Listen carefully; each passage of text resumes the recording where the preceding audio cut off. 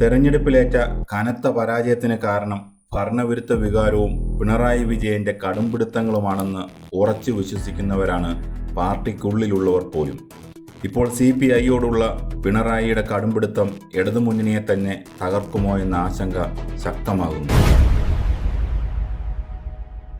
പ്രതിപക്ഷ ഉപനേതൃസ്ഥാനത്തിന്റെ കാര്യത്തിൽ പ്രതിപക്ഷ നേതാവ് പിണറായി വിജയൻ നിലപാട് ഉറപ്പിച്ചു പറഞ്ഞതോടെ പ്രതിസന്ധിയിലായിരിക്കുകയാണ് ഇടതുമുന്നണി. ഉപനേതൃസ്ഥാനത്തിനായുള്ള CPIയുടെ അവസാന പ്രതീക്ഷയും ഇതോടെ അസ്തമിച്ചു. പിണറായി ഒരു വാക്ക് പറഞ്ഞാൽ അതിലൊരു തിരുത്തുണ്ടാകില്ലെന്ന് CPI നേതൃത്വത്തിനും നന്നായി അറിയാം. മുന്നണിയിൽ CPM എടുക്കുന്ന തീരുമാനമാണ് അന്തിമം. അവിടെ വിട്ടുവീഴ്ചയ്ക്കില്ലെന്ന് പിണറായി വീണ്ടും തെളിയിച്ചിരിക്കുകയാണ്. ഇനി എന്ത് എന്നതാണ് CPIക്ക് മുന്നിലുള്ള പ്രധാന വെല്ലുവിളി. വിട്ടുകൊടുത്ത് പിന്മാറാൻ CPIക്ക് സാധിക്കില്ല. അത് അവരുടെ ആത്മാഭിമാനത്തിൻ്റെ പ്രശ്നമാണ്.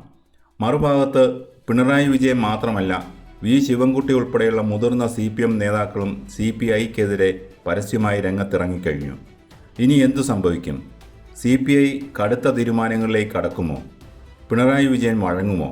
അതോ പതിറ്റാണ്ടുകളുടെ ചരിത്രമുള്ള ഇടതുമുന്നണി തകരുമോ? CPIക്ക് പ്രതിപക്ഷ ഉപനേതൃസ്ഥാനമെന്നത് കേവലം ഒരു പദവിയല്ല, മുന്നണിയിലെ രണ്ടാമത്തെ വലിയ കക്ഷിക്കുള്ള സ്വാഭാവിക അവകാശമാണ്. നിയമസഭയിലും പുറത്തും പാർട്ടിക്ക് ലഭിക്കുന്ന വലിയൊരു അംഗീകാരം. CPI ഇത് അർഹിക്കുന്നുണ്ടെന്ന് അവർ വിശ്വസിച്ചു. അതിനായി അവർ കരുക്കൾ നീക്കി, മുന്നണി ചർച്ചകളിൽ വിഷയം ഉന്നയിച്ചു. എന്നാൽ കാര്യങ്ങൾ CPIക്ക് അനുകൂലമായിരുന്നില്ല. പിണറായി വിജയൻ നേരിട്ടിടപെട്ടു, ഒറ്റവാക്കിൽ ആവശ്യം തള്ളി. ഒരു തരത്തിലുള്ള ചർച്ചകൾക്കും ഇനിയില്ലെന്ന് പിണറായി അറുത്തുമുറിച്ച് പറഞ്ഞു. ഇതിന് തൊട്ടു പിന്നാലെയാണ് CPMലെ മറ്റു നേതാക്കളും ആക്രമണം കടുപ്പിച്ചത്. ശിവൻകുട്ടി പരസ്യമായി രംഗത്ത് വന്നു. CPIയുടെ നിലപാടുകളെ രൂക്ഷമായി വിമർശിച്ചു. മുന്നണി മര്യാദകൾ ലംഘിക്കുന്നത് CPI ആണെന്ന മട്ടിലായിരുന്നു ആക്രമണം. സാധാരണ ഇത്തരം തർക്കങ്ങൾ വരുമ്പോൾ മുന്നണിക്കുള്ളിൽ ചർച്ച ചെയ്ത് തീർക്കുകയാണ് പതിവ്. എന്നാൽ ചർച്ചകൾ നടന്നെങ്കിലും ഫലം കണ്ടില്ല. അങ്ങനെ ഇരിക്കുമ്പോഴാണ് പിണറായി വിജയൻ പരസ്യമായി നിലപാട് വ്യക്തമാക്കുന്നത്. ഇതോടെ CPI പ്രതിരോധത്തിലായി. CPI നേതൃത്വം ഇപ്പോൾ വലിയൊരു പ്രതിസന്ധിയിലാണ്. മുന്നണിയിൽ തുടരണമെങ്കിൽ ഈ അപമാനം സഹിക്കണം, അല്ലെങ്കിൽ ശക്തമായി എതിർക്കണം. രണ്ടായാലും പാർട്ടിക്കുള്ളിൽ വലിയ ഭിന്നതയ്ക്ക് ഇത് വഴിവെക്കും. എന്തുകൊണ്ടാണ് CPM CPIയോട് ഇത്ര കടുത്ത നിലപാട് സ്വീകരിക്കുന്നത്? മുന്നണി ബന്ധത്തിൽ ഇത്രയും വലിയൊരു വിള്ളൽ വീഴാൻ എന്താണ് കാരണം? കാരണം മറ്റൊന്നുമല്ല, ഇടതു ഭരണകാലത്ത് കേന്ദ്ര സർക്കാരിൻ്റെ PM ശ്രീ പദ്ധതിയിൽ CPI സ്വീകരിച്ച നിലപാടാണ് CPMനെ ചൊടിപ്പിച്ചത്. തെരഞ്ഞെടുപ്പിലേറ്റ തിരിച്ചടിക്ക് പ്രധാന കാരണം CPI ഉണ്ടാക്കിയ കലഹങ്ങളാണെന്ന് CPM ഉറച്ചു വിശ്വസിക്കുന്നു. കേന്ദ്ര പദ്ധതി നടപ്പിലാക്കുന്നതിൽ CPIയും അവർ കൈകാര്യം ചെയ്തിരുന്ന വകുപ്പുകളും ശക്തമായ എതിർപ്പാണ് അന്ന് ഉയർത്തിയത്. കേന്ദ്രത്തിൻ്റെ രാഷ്ട്രീയ അജണ്ടയ്ക്കൊപ്പം നിൽക്കാൻ കഴിയില്ലെന്നായിരുന്നു CPIയുടെ നിലപാട്. എന്നാൽ സാമ്പത്തിക പ്രതിസന്ധിയും വികസന ആവശ്യങ്ങളും ചൂണ്ടിക്കാട്ടി CPM വഴങ്ങാൻ തയ്യാറായി. ഇത് മുന്നണിക്കുള്ളിൽ വലിയൊരു പരസ്യമായ പോരിലേക്ക് നയിച്ചു. മന്ത്രിസഭാ യോഗങ്ങളിൽ പോലും തർക്കങ്ങളുണ്ടായി.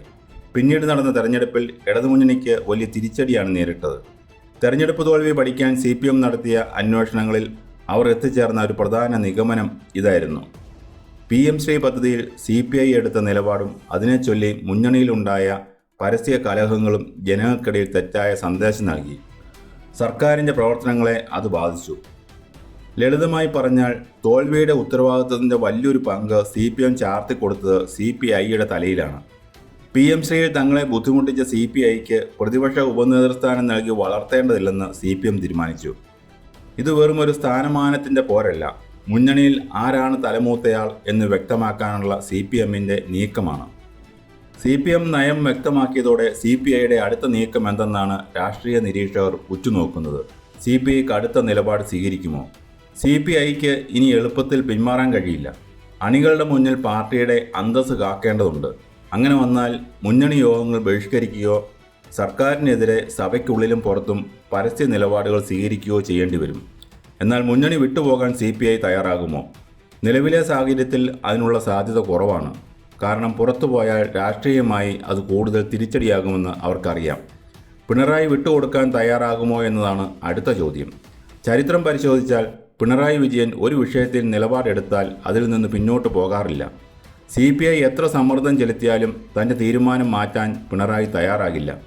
CPMൻ്റെ മേൽക്കോയ്മ മുന്നണിയിൽ ചോദ്യം ചെയ്യപ്പെടരുത് എന്ന് അദ്ദേഹത്തിന് നിർബന്ധമുണ്ട്. രണ്ട് കക്ഷികളും ഇങ്ങനെ വിട്ടുവീഴ്ചയില്ലാത്ത നിലപാടിൽ ഉറച്ചു നിന്നാൽ ഇടതുമുന്നണിയുടെ നിലനിൽപ്പാണ് പ്രതിസന്ധിയിലാകുന്നത്. എന്തായാലും ഉടനെ മുന്നണിയുടെ തകർച്ചയൊന്നും സംഭവിക്കില്ല. പക്ഷേ മുന്നണിയുടെ ആന്തരിക ശക്തി പൂർണ്ണമായും ചോർന്നു പോകും. പരസ്പര വിശ്വാസമില്ലാത്ത ഒരു മുന്നണിയായി ഇത് മാറും. ഓരോ തീരുമാനത്തിലും തർക്കങ്ങളുണ്ടാകും. സഖ്യകക്ഷികൾ തമ്മിലുള്ള ഈ പോര് വരാനിരിക്കുന്ന തെരഞ്ഞെടുപ്പുകളിൽ ഇടതുമുന്നണിക്ക് വലിയ തിരിച്ചടിയുണ്ടാക്കും. പിണറായി വിജയൻ്റെ ഒറ്റ വാക്ക് CPIയെ വലിയൊരു രാഷ്ട്രീയ പ്രതിസന്ധിയിലാക്കിയിരിക്കുകയാണ്. വഴങ്ങണോ അതോ പോരാടണോ? CPI എല്ലാം സഹിച്ചു നിൽക്കുമോ അതോ പ്രത്യയശാസ്ത്രപരമായ നിലപാടുകൾ ഉയർത്തിപ്പിടിച്ച് പോരാടുമോ എന്നാണ് ഇനി കാണേണ്ടത്.